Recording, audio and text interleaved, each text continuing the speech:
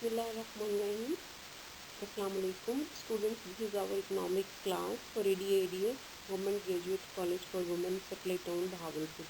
Today our topic is basic concepts of national income. In basic concepts of national income, we will start from gross domestic product, GDP.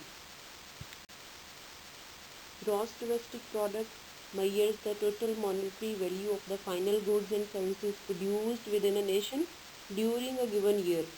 So we can say that GDP equals the money values of all consumption and investment goods, government expenditures or government purchases, and net exports to other lands. If we write it in the form of an equation, we can say that GDP is equal to consumption plus investment plus government expenditure plus net exports. Here, the abbreviations of these terms are as under: GDP is equal to C for consumption, capital I for investment, G for government expenditure, X for exports, and M for imports. GDP is used for many purposes, but the most important purpose is to measure the overall performance of the economy.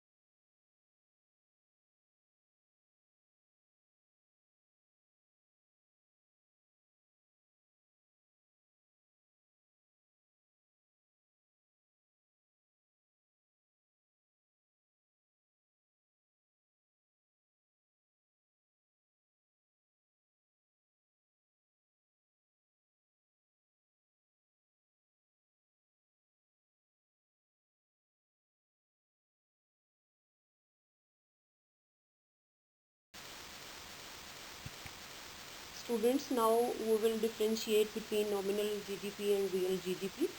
Nominal GDP is the total dollar value, or we can say that simply total money value of the final goods and services produced within a nation during a given year, calculated on the basis of current year prices. कि अगर हम मौजूदा जिस साल की वो products हैं, total production है, हम उस प्रोडक्शन को, गुड्स एंड सर्विसेज की टोटल प्रोडक्शन को उसी साल की प्राइसेस के हिसाब से उसकी वैल्यू फाइंड आउट करेंगे, that will be called nominal GDP. और डेफिनेटली प्राइसेस हर साल फ्लक्चुएट करती हैं, and nominal GDP will also be changed in every year. While real GDP is measured by multiplying the quantities of goods by an invariant और fixed set of prices कि अगर हम एक किसी stable year को base year बना लें कि जिसमें कोई बहुत बड़ी चेंजेस नहीं आई, ऐसा साल जिसमें पॉलिटिकल या इकोनॉमिक कोई फ्लक्चुएशंस नहीं आई, अगर हम उस साल की प्राइसेस को बेस बना लें और उन प्राइसेस के साथ मल्टीप्लाई करके वैल्यू फाइंड आउट करें, then that GDP will be called real GDP. So we can say that nominal GDP is calculated using changing prices while real GDP is calculated using constant prices. यहाँ अब हम एक और point देखेंगे, that is GDP deflator. What is GDP deflator? कि अगर हम GDP को, नॉमिनल जीडीपी को रियल जीडीपी के साथ डिवाइड करें तो हमारे पास एक वैल्यू आती है, that is called GDP deflator. और ये सर्व करता है as a measure of overall price level. और हम देखते हैं कि अगर हमें जीडीपी डिफ्लेटर की वैल्यू या ओवरऑल प्राइस लेवल की वैल्यू मालूम है तो हम रियल जीडीपी को फाइंड आउट कर सकते हैं by dividing nominal GDP by the GDP deflator. Students, to understand GDP, you must know what is investment. Simply, we define investment as the additions to nation's capital stock of building, equipments, and inventories during a year. Investment involves the sacrifice of current consumption to increase future consumption. Example हम यहाँ पे इसकी दे रहे हैं, बहुत interesting example है कि instead of eating more pizza now, people build new pizza ovens to make it possible to produce more pizza for future consumption. Then it will be called investment. Economists define investment as production of durable capital goods. So investments represent addition to the stock of durable capital goods that increase production possibilities in the future। कि अगर हम economist की terms में देखें कि वो कैसे investment को डिफाइन करते हैं, तो वो कहते हैं कि अगर हम ज़्यादा से ज़्यादा ड्यूरेबल कैपिटल गुड्स प्रोड्यूस करेंगे, दैट इज कॉल्ड इन्वेस्टमेंट। कि हमारी वो प्रोडक्शन पॉसिबिलिटीज़ जो फ्यूचर में है इकोनॉमी की, वो इंक्रीज हो जाती हैं, तो it will be called investment.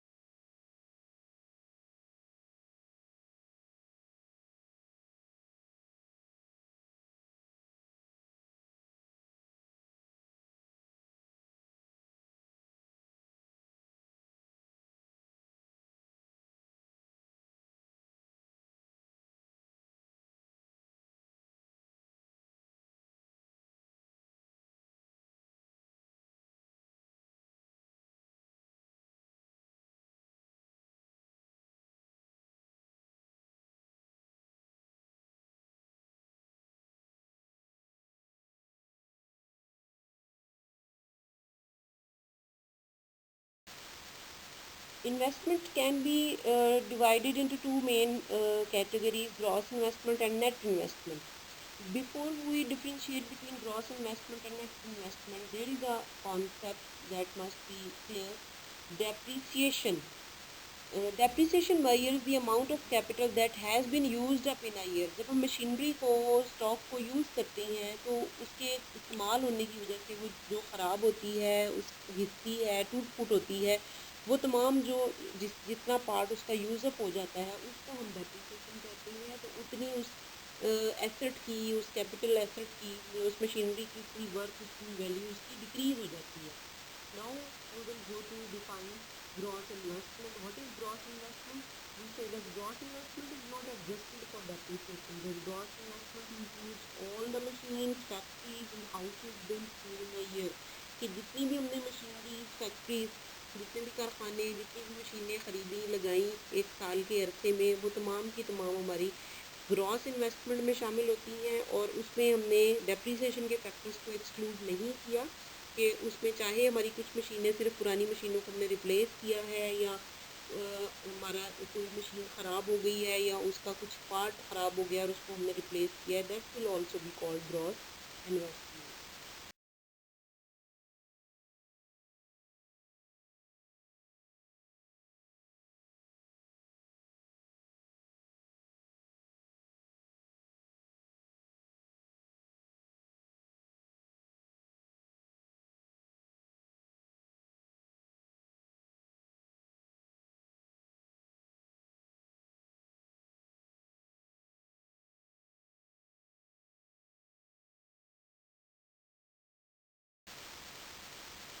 Gross investment को हमने डिफाइन किया कि जितनी भी मशीनरी है, बिल्डिंग्स हैं, जो भी कंस्ट्रक्शन हुई है, जो एडिशन हुआ है हमारे कैपिटल स्टॉक में, ओवरऑल टोटल, उसको हम ग्रॉस इन्वेस्टमेंट कहते हैं। लेकिन अगर हम किसी अपनी सोसाइटी की, इकोनॉमी की कैपिटल स्टॉक का इंक्रीज मेजर करना चाहते हैं या चेक करना चाहते हैं, तो ग्रॉस इन्वेस्टमेंट सफिशेंट नहीं होगा। ग्रॉस इन्वेस्टमेंट हमें बहुत बड़ी वैल्यू शो करेगा, एग्जैजरेट करके बताएगा, क्योंकि उसके अंदर से डेप्रिसिएशन को हमने माइनस नहीं किया। इसकी एग्जांपल हम इस तरह से दे सकते हैं कि अगर हम पॉपुलेशन इंक्रीज़ की बात करें, किसी कंट्री का पॉपुलेशन ग्रोथ कितना हो रहा है, तो ये सफिशेंट नहीं होगा कि हम सिर्फ नंबर ऑफ़ बर्थ्स को उसमें ऐड कर दें तो पॉपुलेशन ग्रोथ फाइंड आउट हो जाएगी। जिस तरह से पॉपुलेशन में बर्थ के ज़रिए से इजाफा हो रहा था, इसी तरह से डेथ के ज़रिए से रिडक्शन भी हो रही होती है। So to find out the exact or an somehow accurate value of the population growth, if we add the number of births, at the same time we have to subtract the number of deaths। Similarly, इसी point के ऊपर हम investment की बात करेंगे कि अगर हम नेट इन्वेस्टमेंट की बात करते हैं, तो नेट इन्वेस्टमेंट में सिर्फ और सिर्फ न्यू इन्वेस्टमेंट शामिल नहीं होंगी। उसमें कैपिटल का एडिशन अगर शामिल कर रहे हैं, तो कैपिटल का डेप्रिसिएशन हमें उसमें से माइनस भी करना होगा। कि net investment is equal to births of capital minus deaths of capital. हम उसी टर्म को अगर यूज़ करें, पॉपुलेशन वाली टर्म को, तो उसको इस तरह से एक्सप्लेन कर सकते हैं। दूसरे लफ्ज़ों में हम कहेंगे कि net investment is equal to gross investment minus capital depreciation. Just to estimate capital formation we measure net investment. तो ग्रॉस इन्वेस्टमेंट अगर था हम कैलकुलेट ज़रूर करते हैं, लेकिन उसके साथ हमें डेप्रिसिएशन की वैल्यू फाइंड आउट करनी होती है, और ग्रॉस इन्वेस्टमेंट में से डेप्रिसिएशन, कैपिटल डेप्रिसिएशन को माइनस करके जो बाकी जो वैल्यू बचेगी, दैट इज़ नेट इन्वेस्टमेंट, वो हमारी जीडीपी में कैलकुलेट होगी। इन्वेस्टमेंट के बाद हम आ जाते हैं गवर्नमेंट एक्सपेंडिचर्स पे।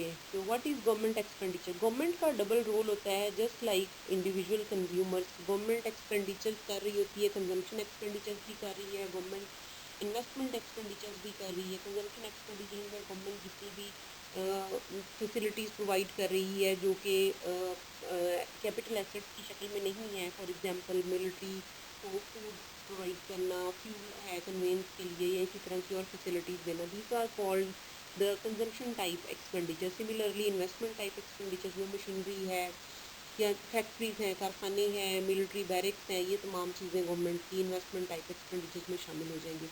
तो गवर्नमेंट के जो टोटल, जब भी गवर्नमेंट एक्सपेंडिचर की बात होगी, उसमें गवर्नमेंट के हर तरह के एक्सपेंडिचर होंगे, consumption expenditure as well as investment expenditure. लेकिन एक पॉइंट स्टूडेंट्स आपने याद रखना है, ट्रांसफ़र पेमेंट्स। ओवरऑल तो गवर्नमेंट एक्सपेंडिचर्स में जब गवर्नमेंट बजट और उस चीज़ को कैलकुलेट करती है तो ट्रांसफ़र पेमेंट्स उसमें शामिल होती हैं, लेकिन जब हम जीडीपी की बात करेंगे तो वहाँ ट्रांसफ़र पेमेंट्स शामिल नहीं होंगी। What is meant by transfer payments? ये वो पेमेंट्स होती हैं जो इंडिविजुअल्स को पे की जाती हैं, जिसके बदले में इंडिविजुअल्स कोई गुड्स या सर्विसेज प्रोवाइड नहीं कर रहे होते, लाइक स्कॉलरशिप्स हैं, चैरिटी है, पेंशन है, एक्सेट्रा। ये सारी की सारी ट्रांसफ़र पेमेंट्स है, तो ये उसमें जीडीपी में शामिल नहीं होंगी। टैक्सेस एक बहुत इंपॉर्टेंट पार्ट है, कॉस्ट का हिस्सा है, और अगर हम कॉस्ट अप्रोच यूज़ करते हैं जीडीपी के लिए तो उसमें डायरेक्ट और इनडायरेक्ट टैक्सेस हर तरह के शामिल हैं।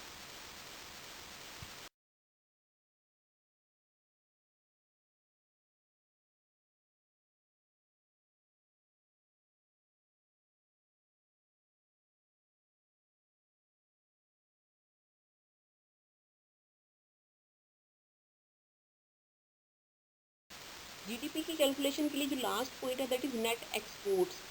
स्टूडेंट्स आप फेमिलियर होंगे एक्सपोर्ट्स और इंपोर्ट्स के कॉन्सेप्ट से, ब्रीफली मैं यहाँ बता रही हूँ आपको। एक्सपोर्ट्स मीन कि जब कोई कंट्री अपनी गुड्स एंड सर्विसेज को out of the country, foreign country को, फॉरेनर्स को सेल करती है, उसके बदले में मनी अर्न कर रही होती है, फॉरेन एक्सचेंज अर्न कर रही होती है, दिस इज़ कॉल्ड एक्सपोर्ट। और इंपोर्ट का मतलब है कि हमारी जो होम कंट्री है वो बाकी दूसरी अदर कंट्री से जब कुछ ख़रीद रही है, दिस इज़ कॉल्ड इंपोर्ट। तो नेट एक्सपोर्ट अगर हमने फाइंड आउट करना होगा तो हम टोटल एक्सपोर्ट्स में से टोटल इंपोर्ट्स को माइनस कर देंगे, तो हमारे पास जो आंसर आएगा that will be net exports.